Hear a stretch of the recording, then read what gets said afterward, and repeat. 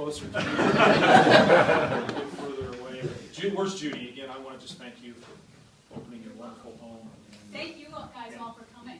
And people can stay all afternoon, right? And all this food. They'll be following you to the next Settling. Yeah, we've got a few events today. But it's a treat to look around this room and see almost every one of you with whom I have a connection and a friendship that goes beyond the world of politics and policy making. I know a number of you think I'm crazy to have gotten into politics, like my good friend Steve Matus, with whom we've shared many adventures through the years. But for me, it's been, frankly, a labor of love. It's my way to give back. Like all of you, I've spent, at one point in my life, more time under the stars in a year's time than I did under a roof. And in the Udall family, the 11th commandment is, thou shalt protect the environment.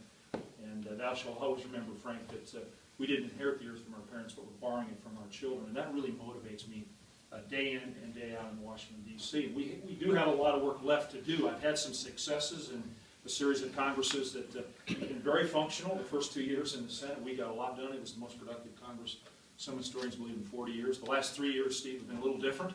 I'm not giving up, though. We've got a national monument to create on Crown's Canyon. We've got additional wilderness that we want to set aside. We've got other public lands opportunities with the Park Service Centennial. Phil, we're going to get an initiative going to see the guides have a little more certainty, particularly the less high-profile guiding operations when it comes to forest lands and BLM and park lands. Talking Dan Nordstrom and Buck Elliott and others.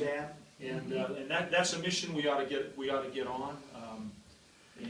The way we're going to ensure that the next generations love and protect and nurture our public lands is to ensure that all American communities are engaged. And we need to do more in communities of color and lower income communities, and that's a way to do that. So there's a big agenda that I want to continue to pursue with you all standing at my side. This election is going to be hard fought. It's going to be getting up and climbing a mountain every day, literally and figuratively, and I'm really going to need your help. Elections are about vision, about beliefs, about principles, about the future, and as people begin to see what I've been able to accomplish on behalf of Colorado and what I'd like to accomplish, they're going to come to my side. My opponent, putative opponent, Congressman Gardner, is a nice man. He's an affable man, but if you look at his record, it's very conservative. For a young man, he's very rooted in the 19th century. For an older man, I think I'm 21st century all the way, and that's going to be a key part of what this campaign is. But my overall intent is to go out there and be positive, be optimistic, and to talk about what's a really special state. This is we're the square state, but we're the cool state, is the way I look at it. And my overall theme is going to be, I'm going to work as I have to protect our quality of life, which is unique, is special. And there's a whole host of ways to do that, from the economy, from standing up for women and their rights to determine their health choices, to what we do on immigration reform. There's a whole set of ways in which I'll be making that case. And your investment in me today, financially, hopefully you see this investment in yourselves and your families. And I will invest that money wisely over the next 7.5 months. There's sometimes that my opponents mistake my pretty easygoing nature for a lack of, I don't know, Frank, fire in the belly, or I'll go to the ends of the earth. But those of you who know me, I keep looking at Steve, thinking about some of our escapades. Epic. In the middle of the night, hanging off one friend on, what was that, Square Top? I'm trying to remember where we were. In the park, yeah, I remember that quite well.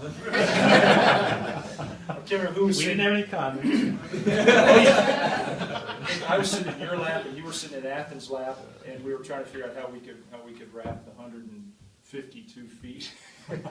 Hopefully. To the deck. But I'm going to bring that attitude to this race. And what I fall back on is, many of you know Tony Lewis.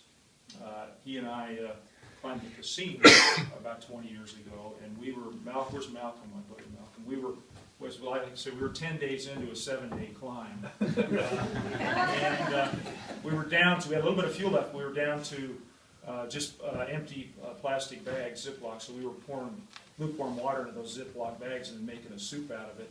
But the only way home, because we had one rope, we had a small rack, was up and over the top of Denali. And that's my attitude about this campaign. The only way home is up and over the top. With your help, we're going to get to that summit, and we're going to to keep moving this country forward in this great state of Colorado in the process. So I've won 8 elections. I'm going to win a 9th one with your help. Thanks for coming out.